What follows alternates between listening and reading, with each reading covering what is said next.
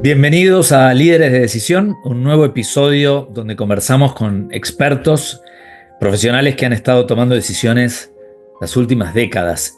Y hoy tenemos un invitado de lujo, un invitado especial, Ignacio Pugliese. Con Nacho nos conocemos hace también varias décadas y hoy es un honor contar con él en este ciclo. Nacho hoy lidera Asia, toda la región de Asia para Bimbo, la panificadora mexicana más grande del mundo en realidad. Así que bienvenido Nacho, gracias por sumarte a este ciclo a conversar con nosotros. Hola, hola, hola. ¿Qué tal? ¿Cómo estás, Ernesto? Un gusto verte. Eh, bueno, a ver, Gracias. Si querés, me gustaría que por ahí te presentes y cuentes un poquito mejor de quién sos y tu trayectoria, y te dejo la primera pregunta por si querés pegarla junto con eso. dale. Es una pregunta súper amplia, pero ¿qué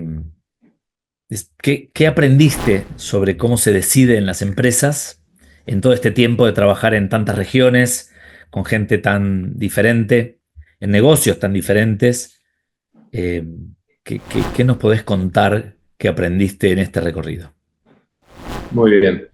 Bueno, soy Nacho Pugliese, tengo 55 años, nací en Buenos Aires.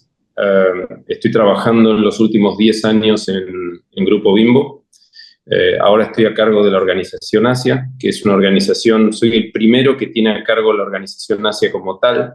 El grupo se está expandiendo globalmente y a mí me toca una experiencia, una aventura muy interesante que es abrir camino para la empresa en esta parte del mundo. Eh, Vengo de trabajar en áreas, antes llevando la región de Sudamérica, Latin Sur, que se llama Bimbo. Antes estuve a cargo de ventas en México para Bimbo. Y antes trabajé 23 años en Unilever con roles de VP de ventas en México. Antes tuve también roles de marketing.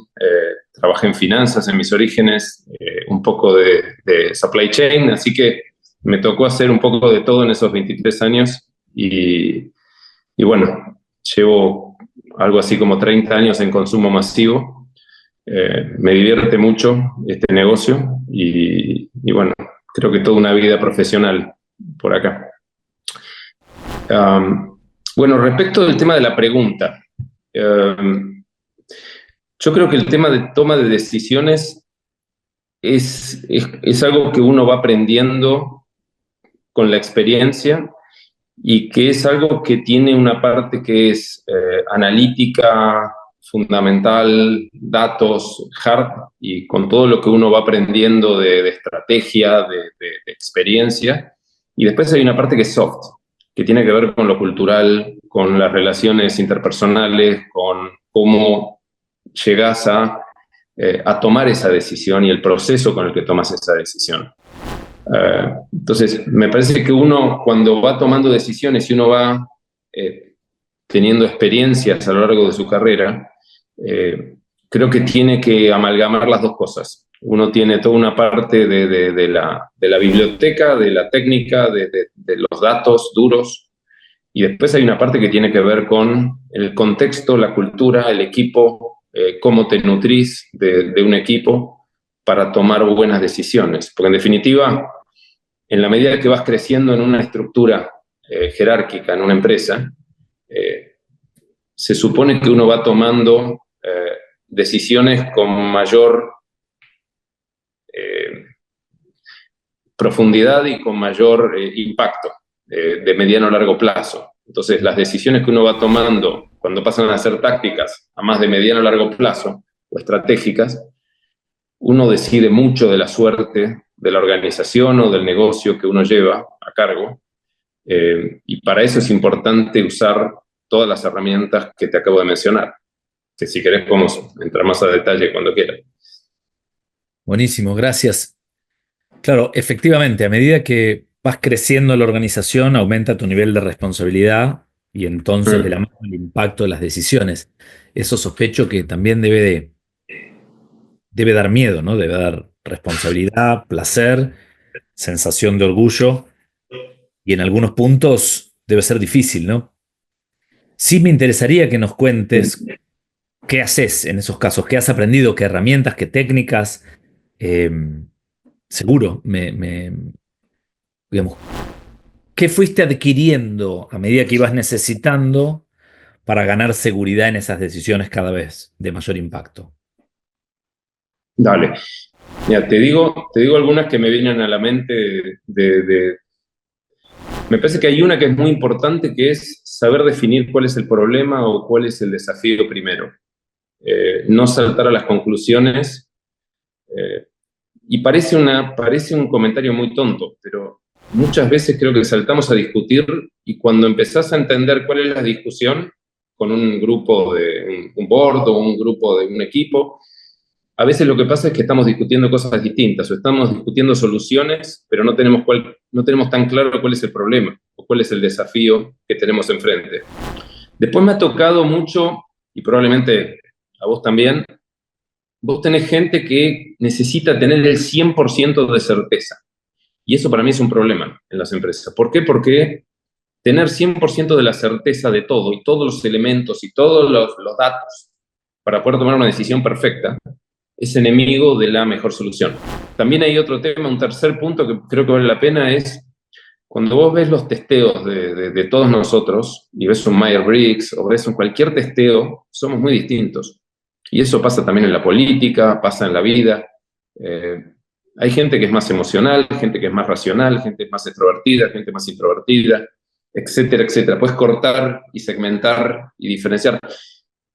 Es importante saber tener un poco de diversidad en el grupo, porque te podés nutrir de esa diversidad genuinamente y podés tener distintos puntos de vista sobre un mismo tema desde distintos ángulos que te enriquecen y mucho. Me parece importante, me parece importante tener eso en cuenta al momento de decir, bueno, voy a abrir y voy a explorar otras opciones y me voy a dar el tiempo como para saber que puede haber otras soluciones para este desafío o este problema. Y después hay un tema de experiencia. Yo creo que hay que abrazar y no despreciar la experiencia. La experiencia es algo que uno, a la medida que crece en una carrera, yo creo que hoy hay mucha disrupción, muchas nuevas industrias, y eso es como que pareciera que tenemos que empezar de cero porque es todo nuevo. La realidad es que no es todo nuevo y la experiencia vale. Entonces, hay un instinto, una experiencia, un olfato de la que te da la experiencia que no hay que despreciarlo porque es muy útil. Y sabes por dónde puedes tropezar, cuáles pueden ser problemas. Para el tema también, otro tema, el tema de riesgos. Medir los riesgos, saber medir los riesgos es importantísimo. No sé, me parece que... Y por último, no sé, ¿te parece una más? Es, después de todo este proceso y de todas estas opciones y abrir y cerrar y experiencia y todo lo que te acabo de decir, hay que ser capaz de poder recalcular. De ser necesario, tenés que saber que en una de esas, de repente hace clac. En la vida te cambia algo de un día para el otro y con todo ese bagaje de información y de toma de decisiones y criterios que de alguna manera puedas escribir en algún lado, quizás tenés que recalcular y tenés que cambiar algo o mucho de la decisión que estás tomando. Pasa. Claro. Y eso es parte de la ecuación. Está buenísimo. Muchas gracias. Me surgen un montón de preguntas y sabes que esto que llamabas al principio definir bien el problema es en decisiones complejas, decisiones de estas que requieren un proceso pesado, tiene nombre y apellido. Digamos, esto se llama framing en toma de decisiones y habla justo a cómo uno pone el frame, el cuadro, desde el cual va a mirar el problema. Y claro, si uno pone el frame en otro lado, va a resolver muy bien el problema equivocado, porque Claro. solo ves lo que está dentro de ese cuadro. Nacho, mencionabas recién una serie de pautas eh, que te han servido para mejorar la forma en que vos tomas decisiones. ¿Cómo has hecho con tus equipos? Porque sospecho que hay decisiones que tomás por tu cuenta y hay otras que tomás de manera colaborada con el board, con gente de tu propio equipo o con otros que por ahí no Sí. te reportan pero que son parte de la organización. ¿Cómo es tomar decisión con otros? ¿Cómo has ayudado a equipos a que decidan mejor? ¿No? Una toma de decisión grupal tiene otros desafíos que el individual. Eh, ¿Qué se te ocurre al respecto? Uf, a ver, yo creo que lo que te podía responder hace 3 años, cuando no había llegado a Asia, era una cosa, y esto ha tomado otra dimensión en un lugar con una distancia cultural, porque es como que es exponencial el desafío. Porque una cosa es, yo lo primero que te diría antes de ponerte el efecto Asia, es, a mí durante toda tu vida profesional empezás primero teniendo 1 o 2 reportes, después empezás a tener más gente, después empezás a tener en ventas, posiciones de ventas o de gerencia general, tenés cientos y miles de personas a cargo. En negocios que son intensivos de distribución, de producción, muchas plantas, muchas rutas de distribución, es como que es un tema súper relevante, porque llega un momento en que vos sos vos y te va muy bien en tu carrera, porque haces bien las cosas, tomás decisiones direccionalmente buenas, sabes organizarte con un equipo de 2, 3, 5, 10 personas, eh, y armás un team, y armás una dinámica, un proceso, ciertas místicas, ciertos procedimientos, entrenás a la gente, los alineás de alguna manera en criterios, ellos saben un poco cuáles son los criterios o las pautas a seguir para tomar decisiones y que haya cierta coherencia en cómo tomamos decisiones en el grupo. Hasta ahí está todo fantástico. Lo que pasa es que hay 2 variables que son fundamentales. Una es cuando llegas a un puesto de director o VP, esa ecuación no funciona más. Porque vos no haces mucho más sino a través de otros. Entonces, si eras vos muy bueno, asumiendo, sos muy bueno y llegaste hasta cierto lugar, eso que te hizo llegar hasta ese lugar no te va a ser exitoso como VP en una organización, porque llega un momento donde vos tendrías que trabajar 48 horas diarias. Claro. No te da la vida. Entonces vos tenés que trabajar y liderar a través de otros, ¿no? Tenés que cambiar y cambiar a otra y transformarte en otro tipo de líder que sea más inspiracional, más de formación de cuadros intermedios, más de liderazgo por influencia, que es todo un universo nuevo al que deberíamos prepararnos y que deberíamos tener buenos mentores en las etapas donde uno empieza a ser gerente o director, para prepararse para ese momento donde no siempre uno llega preparado. Y uno va armándose de cómo elegir gente, cómo preparar gente, cómo saber empoderar diferenciadamente a esa gente en la medida que está más o menos preparada para tomar decisiones con buen criterio. Y hay todo un proceso de 1 a 1, grupal, de feedback individual, de formación de criterios de toma de decisiones, que es fundamental cuando uno empieza a tener una pirámide grande de reportes a cargo. Y si además de eso le pones el factor cultural abismal que hay entre distintas regiones, es más complejo. Te lo digo de esa manera. Algo muy tonto. Asia es una cultura súper vertical, súper recontra vertical. O sea, el jefe da línea directa, no punteada, da órdenes, da instrucciones, y el que está abajo está acostumbrado a seguir instrucciones. En China, en India, donde trabajo habitualmente con equipos, lo que decidí desde el día 1 que estoy en Asia es, quiero formar equipos de alto nivel profesional en India con indios y con China con chinos. Es mucho más difícil de inicio, pero es mucho más potente. ¿Por qué? Porque yo tengo que poder navegar la cultura y saber hablarle al consumidor, a los clientes. Entonces, hay que saber recalcular y armar un modelo de liderazgo donde uno no puede ser tan nice y team player porque la gente está esperando que vos le bajes una instrucción. Entonces, lo vas armando, le das permiso para jugar, le das permiso para empoderarlos, y la gente se empieza a creer, y se empieza a crecer, y empieza a desarrollarse, en la medida en que vos les vas dando rienda, ¿no? Para que eso ocurra. Pero no es algo que va a ocurrir de primera, y eso es cultura. Gracias, suena espectacular, ¿no? Y lo que debes haber ido aprendiendo en los distintos países en los que estabas, y las distintas regiones que fuiste llevando. A mí me gustaría poder meternos un poquito en lo organizacional, porque más allá de lo que vos podés definir por tu equipo, hoy tenés responsabilidad para definir estructura de una organización, roles, incentivos, incluso moldear la cultura, cambiar los procesos. ¿Cuáles son esas prácticas que has visto que mejor funcionan para que una empresa decida mejor y entonces, obviamente, pues le vaya mejor? Te voy a responder de una manera poco convencional, a ver si te convence la respuesta. A ver, a mí me gusta sentirme que soy dueño de la empresa y que tengo mentalidad de dueño.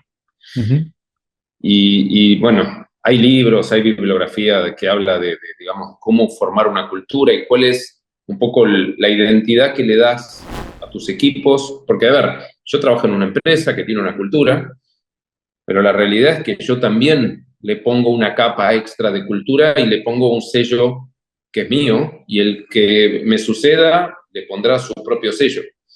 Yo uso mucho el criterio de pensar que es nuestra empresa y que nuestra obsesión es ganar en el frente con el consumidor, porque estamos vendiendo consumo masivo, son productos de consumo, productos frescos, de consumo diario. Yo creo que en la medida en que vos podés levantar la mano y decir, minuto, a ver, nuestro foco está acá, ese es el norte, cualquier discusión que querramos tener va a tener esto en el centro de la mesa como foco de nuestra discusión. Es decir, ¿qué tanto vamos a dar más calidad? ¿Qué tanto vamos a dar más frescura? ¿Qué tanto vamos a dar sorprender al consumidor de la mejor manera?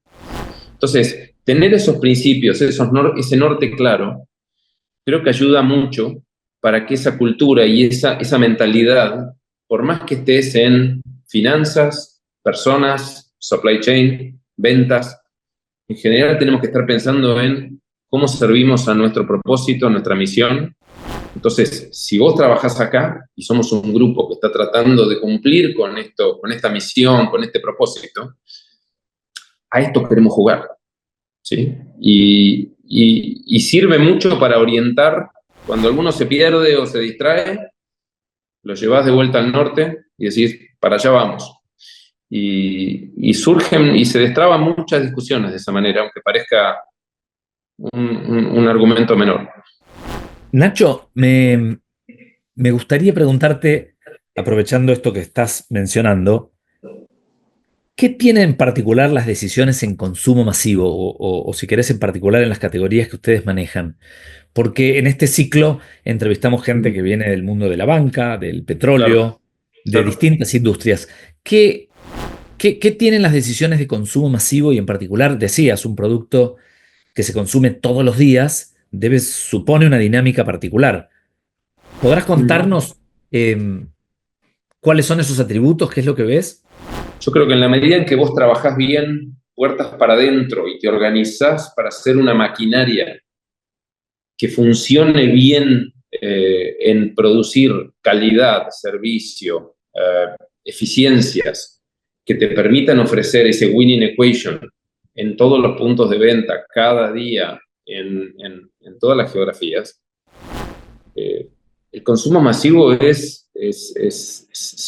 digamos, tiene que confluir en esos momentos de verdad. Y vos tenés que ganar o perder, ojalá ganar todos los días, pero a veces te toca que haya algún tema de servicio, que llegaste tarde. Entonces, me parece que hay un encadenamiento de factores que tienen que ocurrir para que vos hagas bien y cumplas con tu función en el consumo masivo, porque en definitiva estás atendiendo necesidades diarias. Si vos pones un pan, el pan es un producto de consumo diario. Después nosotros vendemos snacks que no son de consumo, son de consumo más eventual. Un snack es algo que se consume por ahí no todos los días, en distintas ocasiones de consumo. Pero un poco el estrés para alguien que llega nuevo a consumo masivo es, vos te le estás jugando todos los días, haciendo las cosas mejor o peor que el día anterior. Y muchísimos, miles y miles de momentos de verdad que ocurren en los consumidores, en los hogares, en los momentos de consumo, donde vos competís con un montón de otras opciones. La realidad es que yo vendo pan, pero yo no compito solo con pan. Yo compito con un montón de categorías y momentos de consumo alternativos que todo consumidor tiene. Entonces, si yo veo que mi negocio es esto y mi desafío es este, estoy definiendo de manera muy limitada el tamaño de mi negocio y de mi oportunidad. Porque si yo veo un negocio de manera amplia, por ocasiones de consumo, desayuno, cena, almuerzo, snack, son infinitas. Está buenísimo. Déjame ir al futuro un ratito. Todas las industrias hoy están viéndose transformadas por la tecnología, vamos a llamar a nivel general y en particular el mundo de la toma de decisiones por inteligencia artificial en alguna de sus formas. ¿Cómo crees que va a cambiar tu industria y en particular las decisiones de la industria en los próximos años? Lo primero que te diría es que me estoy sorprendiendo de lo que ya está ocurriendo y que yo estoy practicando con eso. O sea, yo tengo una herramienta de inteligencia artificial interna de la empresa donde vienen todos los documentos, los mails, digamos, toda la información que vamos generando. Y es impresionante porque, claro, a ver, a mí me gusta explorar, jugar con tecnología, me encanta. Y me está dando insights muy interesantes y me mezcla, me trae inputs para la toma de decisiones en muchos casos. Yo creo que todavía no ha llegado a un buen nivel en todo lo que es numérico, al menos en mi caso, por alguna razón, todavía no llego a todo lo que tiene que ver con cruzar números y sacar insights a partir de lo numérico. Yo creo que eso se va a potenciar. Es decir, parece películas de ciencia ficción, pero creo que nuestra generación y la que viene va a haber una revolución en la calidad de los insights y la información con la cual podemos tomar decisiones. Igual vas a seguir teniendo la incertidumbre, yo creo. O sea, una cosa es cómo procesás toda la parte histórica y cómo tomás una decisión optimizada. Creo que hay una parte que es la incertidumbre del futuro o los escenarios que vos podés llegar a simular, pero que siguen siendo inciertos. Y vos tenés como dos carriles en el mundo empresarial, al menos. Hay un carril que es el empresarial, la competencia, las industrias, el consumo, Nielsen, Kantar, you name it, ¿no? Todo eso. Data, que la podés meter en una coctelera y sacar un montón de insights y proyecciones, todo eso. Ahora, después hay un montón de cosas que pasan, COVID, guerras, política, tarifas, que de repente te caen del cielo y no sé qué inteligencia artificial te puede prever que algunas de esas cosas que nos pasaron en los últimos 30 años que me tocó trabajar en consumo, alguna vez pensamos que iban a pasar. No, me cuesta entender que haya una inteligencia artificial que se pueda anticipar a eso. Pero para todo lo primero, es una excelente oportunidad de consolidar, robustecer, trabajar sobre escenarios, simulaciones, un montón de cosas que son súper interesantes y que probablemente nos van a dar muy buen resultado en mucho menos tiempo y quizás con menos esfuerzo y menos gente requerida. Porque vos, en definitiva, vas a poder tener una capacidad de cómputo y de pensamiento y de curva de aprendizaje sobre una industria, sobre una geografía, sobre toma de decisiones, que creo que va a ayudar, o está ayudando y mucho. Me encantaría conocer un poco más de tu historia. Digamos, vos, como decías hace un rato, tenés un determinado perfil, ¿no? Y cada quien tiene el suyo. Mm. Y ese perfil hace que seas más o menos extrovertido, más o menos tomador de riesgo o adverso al riesgo, Mm. que te animes a decidir con el 70% de la información sin tener que esperar al 100, etcétera. Mm. ¿De dónde surge? ¿Qué podés encontrar en tu historia que haya definido la forma en la que hoy tomas decisiones? Uf, a ver, lo primero que te voy a decir es que no soy extrovertido. Yo vengo de era muy tímido de chico y trabajé en roles que me sacaron de la zona de confort y me hicieron, a ver, imagínate que yo era muy tímido y en algún momento terminé frente a una convención de ventas con cientos de personas teniendo que hablar en frente que al principio hubiera sido pánico. Claro. Eh, con el tiempo lo fui aprendiendo y fui rompiendo mis limitaciones y creciendo, ¿no? Así que eso me hace sentir muy orgulloso porque creo que me fui reinventando y fui aprendiendo a evolucionar. Y eso es un poco, creo que es una obsesión en mi vida, de decir, quiero sentir el viento en la cara, quiero sentir que estoy evolucionando. Eh, Te diría que, a ver, desde mi familia, de muy chico, yo vengo de una familia de 8 hermanos. Eh, Tuve un abuelo que me sacaba a pasear todos los días y que salíamos a buscar paseos, experiencias, a tomar un tren y irnos hasta Retiro desde Belgrano. La realidad es que hacíamos todo tipo y fue alguien que me marcó mucho en el sentido de explorar, aprender, conocer. Soy alguien que me gusta escuchar podcast, escucho música, viajo desde siempre. Desde que pude juntar 4 pesos, viajo y aprendo. La experiencia hoy laboral, yo creo que se concilia muy bien con lo que es mi misión personal. O sea, a mí me gusta mucho salirme de la zona de confort, que por ahí no es lo común en mucha gente. Y me ha gustado y bueno, estoy viviendo fuera de Argentina hace 17 años, en distintas experiencias, distintas empresas, distintas funciones. Eh, yo te diría que eso está desde siempre en mi forma de ser. Eh, Así que es algo que yo te diría que no lo podría forzar. Yo tengo ese hambre de crecer, de aprender, de explorar, y creo que lo traigo en mi esencia. Así que no sé si lo tengo muy racionalizado a tu pregunta. Está buenísimo. No, no, pero tocaste un montón de puntos, algunos bien de la infancia más temprana y otros más vinculados con las barreras, digamos, que fuiste superando y tus propios aprendizajes, ¿no? O sea, no Ujú. algo que la personalidad venga determinada de chiquito, sino que también se va forjando. Está buenísimo. Nacho, la última pregunta. Estuvimos ya un buen rato conversando. Vos tenés más de 30 años de experiencia, has tomado decisiones de mil áreas funcionales, o no mil, pero muchas áreas funcionales en múltiples geografías. Si le tuvieras que dar consejo a alguien,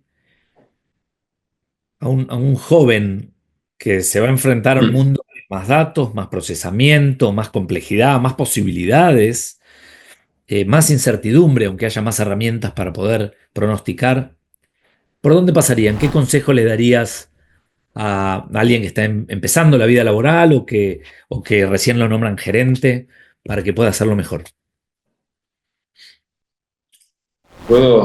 A ver, te lo digo así como cosas que se me van ocurriendo a tu pregunta, ¿no? Eh, lo primero yo te diría, escribí tu propia constitución. O sea, definí quién quieres ser y quién no quieres. A ver, lo podés empezar a hacer de manera muy bruta en qué quiero ser y qué no quiero ser.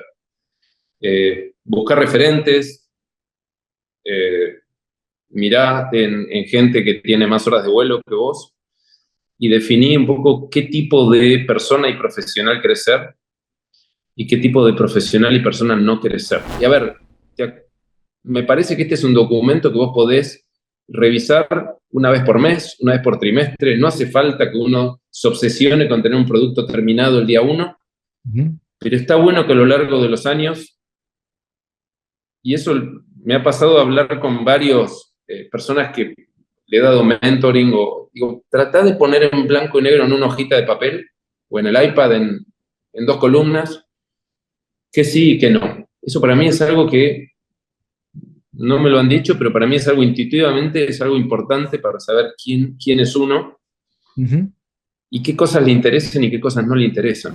Y después lo otro es salir de safari cultural, tener muchos colores en tu cabeza, o sea, es decir, abrí tu cabeza mucho, explorá, y hoy podés explorar desde tu casa. Si no te da para viajar o no te da en internet tenés cualquier cantidad de cosas, desde YouTube, redes, tenés cursos de todos los colores, gratis. Y me parece que es súper interesante aprender cosas aparentemente inconexas que en algún momento empiezan a amalgamarse en algo interesante, aunque sea para la vida, ¿no? Y después yo creo que en la medida en que vos no encuentres ese sentido con ese primer papelito, si vos no encontrás ese sentido, seguí buscando.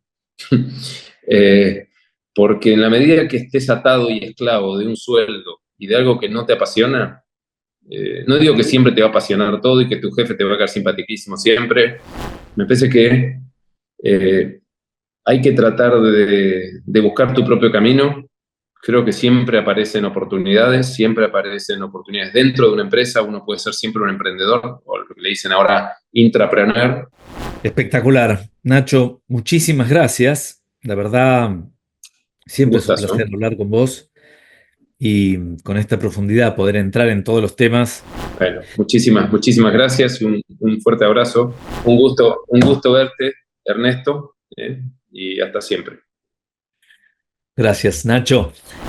Los invito a quedarse conectados, a participar de las próximas entrevistas del ciclo Líderes de Decisión, que vamos a ir publicando con mucho placer. Gracias a todos y hasta la próxima.